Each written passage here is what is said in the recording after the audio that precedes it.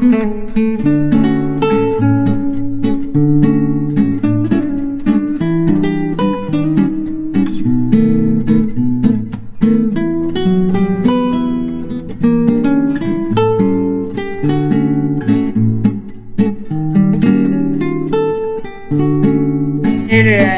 দুদিকে গেট আছে, তো দুদিকে গেট লাগাতে হবে। তোমার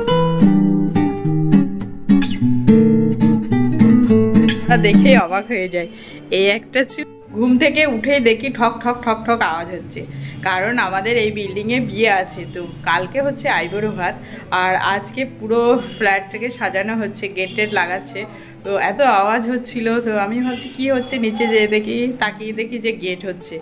আর আমার মেয়েটার শরীরটা কয়েকদিন থেকে ভালো না বলে, তো কালকে জ্বর এসেছিল, আজকে স্কুলে যাব না বলে দেরি করে উঠেছি, তো তখনই এই আওয়াজ হচ্ছিল, আর মেয়েকে স্কুলে পাঠাতে পারিনি। তো চলো এখন সকালবেলা যেসব কাজকর্ম আছে করে নিই।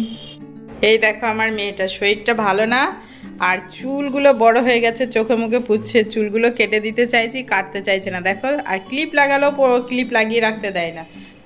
এইভাবে কেমন লাগে? এইটা সরিয়ে দিয়েছে, এখন কত সুন্দর লাগছে দেখো। আর চুল কাটতে দেবে না। আমি ভাবছি আজকে চুল কেটে দেবো তো। চলো গেট লাগাচ্ছে, গেট দেখাতে হবে তো। হ্যাঁ, খুলতে পারছো না? আচ্ছা আস্তে করে। হ্যাঁ চলো, আমাদের এখানে গেট হচ্ছে, দেখেছিস সেখান থেকে গেট হচ্ছে।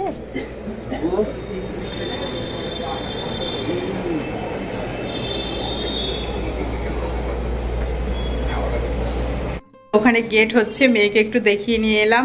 আমাদের ফ্ল্যাটের দুদিকে গেট আছে, তো দুদিকে গেট লাগাতে হবে। তোমাদের পরে পুরো ভিডিওটা তোমরা ফলো করো, নেক্সট দিন দেখতে পাবে কি কি হচ্ছে। তো বিয়ে বাড়ি মানে খুব জমজমাট, আর এই বিয়েটা হচ্ছে অনেক দিন থেকেই মানে বিয়েটা ঠিক হয়ে আছে। তো হবে ফাইনালি হচ্ছে, আর খুবই মজা হবে। তো তোমরা ব্লগটা দেখতে থাকো, আমার এই বিয়ের ব্লগ সব আসবে তোমাদের সাথে। আমার মেয়ে দেখো কি নিয়ে বসে পড়েছে। ও ফলস চুল কিনেছে অনলাইনে খেলা করার জন্য, ওর পুতুলদের সঙ্গে খেলা করবে। দেখো মাঝে মাঝে নিজেই পড়ে বসে থাকে, আর আমরা দেখেই অবাক হয়ে যাই। এই একটা চুল, ওই একটা চুল, একটা ডগিকে লাগাচ্ছে। তুমি খেলো, আমি রান্না বান্না করে নিই। হ্যাঁ, চলে এলাম রান্নাঘরে। আর কালকে বাজার থেকে ফল এনেছিল, তো ফলের সঙ্গে একটা পেঁপে আমার হাজবেন্ড দেখেই বাজারে পছন্দ হয়ে গেছে, বলছে পেঁপেটা দেখতে খুব সুন্দর, তো নিয়ে এসছে। অনেকটাই বড়, আমি ভাবছি একদিনে তো আমরা লোক হচ্ছে 3 জন, তো খাওয়া যাবে না, কেটে যতটা খাওয়া যায় আর অর্ধেকটা ফ্রিজে তুলে রাখবো। তো আমার পেঁপেটা দেখে ভীষণ পছন্দ হয়েছিল। আর পেঁপের মধ্যে এই লম্বা পেঁপেগুলো না ভীষণ মিষ্টি হয়, আর যেগুলো একটু গোল টাইপের সেগুলো অতটা মিষ্টি হয় না। আর আমাদের বাজারে গেলে ঠিক খুঁজবে এই ধরনের পেঁপেটা পাই কিনা, তো যখনই পাই তখনই নিয়ে চলে আসে। আর আমি সকালবেলা আজকে ব্রেকফাস্ট করছি চিড়ের পোলাও। আমাদের বাড়িতে সকালবেলা কিন্তু ভাত টাত খুব একটা খাওয়া হয়ই না বলতে গেলে। তো ব্রেকফাস্টে বেশিরভাগ আমরা চিড়ের পোলাও, ওটস, সুজির উপমা এইসব করে থাকি। তো আমার মেয়েও ভালোবাসে এইগুলো খেতে। আর আজকে যেহেতু বাড়িতে আছে, তো এইটাই খেয়ে নেবে। আর অন্যদিন স্কুলে যায় যেহেতু, তখন ওকে ওর মতন খাইয়ে স্কুলে পাঠিয়ে দিই। তো যখন বাড়িতে থাকে একসঙ্গেই সবার মতনই ব্রেকফাস্ট খাই।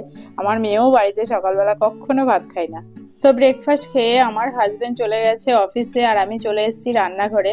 আগের দিন যারা আমার ব্লগ দেখেছিলে, তো সেই দিন আমার হাজবেন্ড একটা 2 কেজি 800 মতো একটা কাতলা মাছ এনেছিল। তো সেই মাছটা থেকে শুধু একদিন রান্না করা হয়েছিল, আর যেহেতু অন্য অন্য জিনিস ছিল তো রান্না হয়নি। আজকে আমি কাতলা মাছটা রান্না করছি। তো এত বড় মাছটা ছিল, আর প্রচুর তেল বেরিয়েছে। বড় মাছ হলে বড় মাছের টেস্টটাও আলাদা হয়, প্রচুর পরিমাণে তেল বেরোয়, খেতেও ভালো লাগে। আর কাতলা মাছ আনলে রান্না করতে সুবিধা একটাই, যে তাড়াতাড়ি ধোয়া হয়ে যায়, রান্না করাও সুবিধা। আর আজকে আমি রান্না করেছি কাতলা মাছ, আর হচ্ছে মাছের মুড়ো দিয়ে কুমড়ো দিয়ে রান্না করেছি। তো আজকের ভিডিওটা এই পর্যন্ত। ভিডিওটা কেমন হয়েছে সেটা তোমরা কমেন্ট করে জানিও। ভিডিওটা ভালো লাগলে একটা লাইক করো, আর চ্যানেলটাকে সাবস্ক্রাইব করে পাশে থেকো। আবার দেখা হচ্ছে নেক্সট ব্লগে।